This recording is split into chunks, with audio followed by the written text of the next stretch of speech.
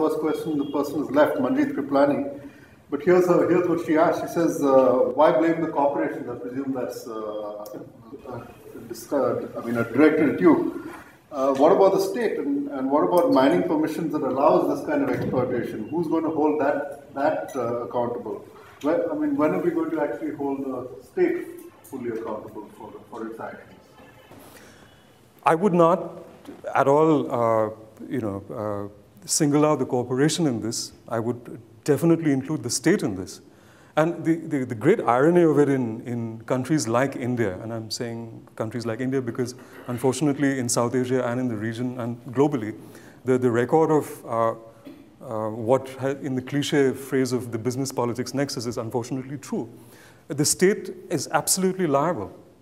And the Vedanta issue that has come up is a very good example to take right now because here you have a situation where a corporation, which is a global corporation, is in conjunction with first the state government and secondarily the central government. Please, I would urge you to remember this, has gone ahead with this project and clearances for mining bauxite in Orissa. The liability is now coming to pass. The project is stalled. Why? Because of the growth of media attention brought upon by activism, or what I would call enlightened activism, in the West. Vedanta is headquartered in London. So you had, last year, this whole thing blew up when Bianca Jagger, who is a well-known activist, and Arundhati Roy, writer activist, showed up with the tribal people from the area in Lanjigarh to London, outside of Vedanta Resources PLC headquarters, and said, you bad boys, you bad people, bad company. In 2 months, you had 3 pension funds letting go of Vedanta stock. Vedanta value dropped, I think, over 10% in a matter of days. That's a huge climb down.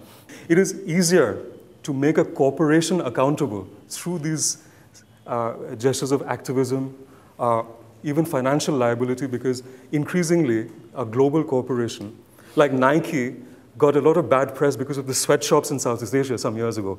And Nike, a major global corporation, had to do away with its practices of running sweatshops in Southeast Asia to make profits back in the US. I think corporations will be driven when they begin to lose money. I think Vedanta is feeling the pinch. But how do you make the Orissa government accountable? Who takes the government of Orissa to task? People like us, or people of Orissa, who vote the people who are doing the deals. Now that's a larger issue really, and I think that it devolves to all of us, and I think all of us are liable. I think we need more voices, and I think as much as effective law, you think you need people taking people to court, to task, to implement that law if those who are responsible to implement that law are not doing so. Dantewada में SR को एक company लगानी है धुरली गांव में, और उसके लिए दंतेवाड़ा 5th शेड्यूल एरिया में आता है, और 5th शेड्यूल एरिया में पेशा कानून के मुताबिक आदिवासियों की ग्राम सभा जब तक मंजूरी न दे तब तक आप उस गांव में कोई भी काम नहीं कर सकते। और एसआर के लिए क्या किया गया,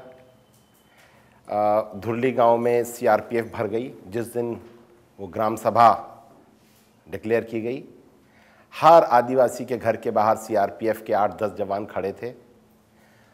वो बच्चों के लिए पानी भी लेने नहीं जा सकते थे, और सुबह 10 बजे तक उन सबको गर्दन से पकड़कर गांव के बीच में ले आया गया, जहां कलेक्टर साहब, एसपी साहब, वहां के एमएलए साहब और एक बीजेपी के बड़े लीडर बैठ गए एक कमरे में रजिस्टर रखकर, जिसमें लिखा था कि हमारी ग्राम सभा सर्वसम्मति से अपनी ज़मीन एसआर कंपनी को देने के लिए सहमत है। और लाइन से वो पुलिस वाले उनको एक एक करके रूप में भेज रहे थे, वो अंगूठे लगा रहे थे और दूसरे दरवाजे से बाहर जा रहे थे। ये हुई ग्राम सभा। उस दिन तक उस गांव में नक्सलाइट नहीं थे कभी, उस शाम को आ गए। पहले तो हम ये समझ लें कि भारत के जो बीच के आदिवासी हैं, ये झारखंड, उड़ीसा, छत्तीसगढ़, इन आदिवासियों से अगर आप जाकर पूछें कि देश का नाम क्या है तो नहीं पता। बस्तर में तो नहीं पता। मेरे पास एक बार डाउन टू अर्थ की एक पत्रकार आई थी और उसने पूछा कि ये मुझे एक फीचर करना है कि इनके लिए 15 अगस्त पर आज़ादी का क्या मतलब है। मैंने कहा चलो, एक गांव में ले गए, एक बूढ़े आदमी के सामने उसने माइक लगाया कि साहब आज़ादी का आपके लिए क्या मतलब है। तो उसने कहा आज़ादी ये क्या होता है। तो मैंने कहा पहले इसे गुलामी समझाओ। इसने तो गुलामी नहीं देखी, ये तो आज़ाद ही है बस हमेशा से। तो वो तो रह रहे थे और आप चारों तरफ से, आप तो अंग्रेजों के गुलाम थे और आप आज़ाद हुए और आपने एक हिंदुस्तान बना दिया चारों तरफ, और बीच में आदिवासी फंस गए। और आपने कहा तुम अब हमारी प्रजा हो, और प्रजा होने के नाते 64 साल तक आप उसके पास गए नहीं। और जब पहली बार स्टेट उसके पास तक पहुंची तो बंदूक लेके पहुंची उसकी ज़मीन लेने, और सुबह पहुंची और शाम तक उसको बेज़मीन कर दिया गया था। और शाम को आदिवासी नक्सली आ गए उस गांव में और उनका ये लो बंदूक, ये तुम्हारी ज़मीन को बचाएगी। मुझे कौन अच्छा लगेगा, इंडियन स्टेट या नक्सलवादी? मैं शाम तक बेज़मीन हो गया था और नक्सलवादियों ने मेरी ज़मीन शाम को मुझे वापस करवा दी। वो एंजल नहीं है, वो बहुत बुरे हैं, उन्हें मार डालना चाहिए। लेकिन मैं एक आदिवासी हूं उस गांव का, और शाम को मेरी ज़मीन मुझे नक्सलवादियों ने वापस कराई, जो कि इंडियन स्टेट की जिम्मेदारी थी, जिन्होंने शपथ खाई है भारतीय संविधान की। उन्होंने मेरी ज़मीन संविधान को परे करके छीन ली थी। और नक्सलवादी जो संविधान को नहीं मानते, उन्होंने मेरी ज़मीन वापस कर दी मुझे। पेशा कानून का हमने कहा कि पेशा कानून को लागू करो, हमारा आश्रम तोड़ दिया गया। हमने कहा इन्हें न्याय दो। इस बच्चे की 3 उंगलियां सीआरपीएफ ने काट दी हैं। ये सीडी मैंने चिदंबरम के हाथ में दी कि इंसाफ दिलाओ, जिन्होंने इसके हाथ काटे हैं 2 साल के 1.5 साल के बच्चे का, उनके ऊपर कार्रवाई करो। और कार्रवाई ये हुई कि पुलिस गई और इस बच्चे की माँ को भी मार दिया, उसको रेप करके, ब्रेस्ट चॉप ऑफ करके उसको मार दिया, सिर में चाकू मारकर। इसकी नाना, नानी, मौसी 12 साल की, उसको मार दिया। इसके गांव में 16 और लोगों को मार दिया।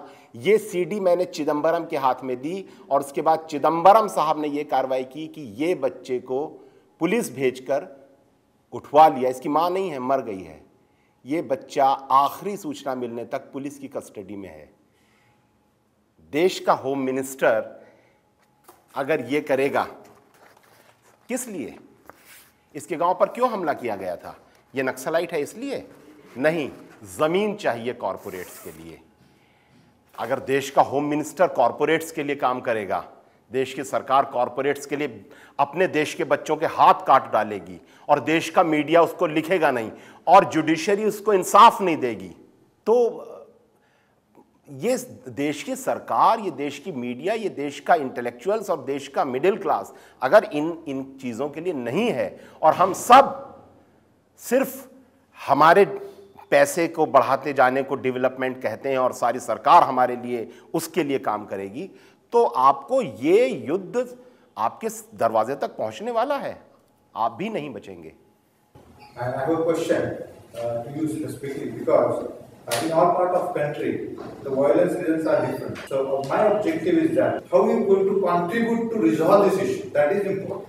What will it take? Can you share some of your thoughts and ideas on what would give us a more effective democracy? मेरी नक्सलाइट से बात होती थी, मैंने कहा तुम्हारा रास्ता गलत है। उन्होंने कहा ठीक, तुम गांधीवादी हो, लोकतंत्रवादी हो, जिस दिन तुम एक भी आदिवासी को न्याय दिला दोगे हम बंदूकें रख देंगे। मैं उस चैलेंज में हार गया। 600 से ज्यादा एफआईआर कराई हैं हमने पुलिस के खिलाफ इस तरह की, एक भी ट्राइबल को आज तक हम इंसाफ नहीं दिलवा पाए। आप इंसाफ नहीं देंगे और सोचेंगे शांति रहेगी। How I am going to take action on this part? For example, we are sitting in this 4x4 room and we are discussing about the Nakshals. It is very difficult. If you want to solve the problem, we have to go to the part of that country. भाई मैं तो वहीं था नक्सलाइटों के बीच में। मेरा सारा काम ही नक्सल वायलेंस कैसे खत्म हो, कैसे लोगों को इंसाफ मिले, कैसे शांति आए, उसी पर काम कर रहा था। और नक्सल्स ने मुझे चैलेंज किया कि तुम इंसाफ दिला के दिखा दो इस डेमोक्रेटिक सिस्टम में, इस जुडिशरी में। मुझे नक्सलाइट्स ने नहीं हराया, मुझे इस देश की डेमोक्रेटिक सिस्टम ने हराया। मुझ पर इस देश की डेमोक्रेटिक सिस्टम ने हमला किया, क्योंकि इस देश का सिस्टम डेमोक्रेसी से डरता है, नक्सल नहीं डरते। नक्सलाइट्स कहते हैं आइए, पत्रकारों से कहते हैं आइए आकर ट्राइबल्स की हालत देखिए, और सरकारें रोकती हैं कि हम तुम्हें ट्राइबल एरिया में नहीं घुसने देंगे। पूछिए सुदीप से, कैसे छुप छुप कर जाते हैं वो, अगर लालगढ़ जाते हैं, दंतेवाड़ा में पत्रकार जाते हैं, कैसे चोरी से जाते हैं। क्या है आपके पास छुपाने के लिए? क्यों आप ट्राइबल से मिलने नहीं देते इस देश के लोगों को?